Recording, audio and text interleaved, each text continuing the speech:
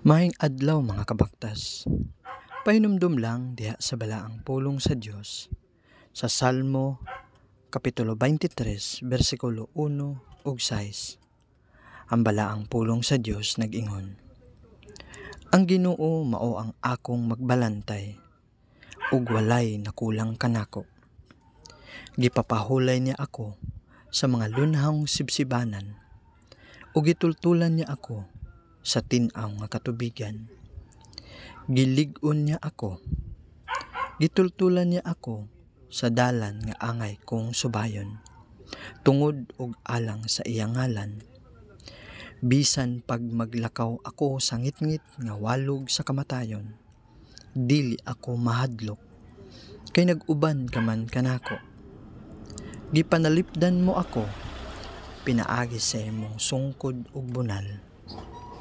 Giandaman mo akog pagkaon, atubangan sa akong mga kaaway.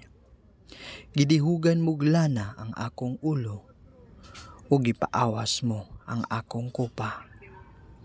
Ang imong kaayo ug gugma mag-uban kanako sa tibokong kinabuhi, ug magpuyo ako sa balay sa Ginoo hangtod sa kahangturan. Amen. Dalaygon ka Ginoo sa walay katapusan. Salamat sa imong balaang pulong.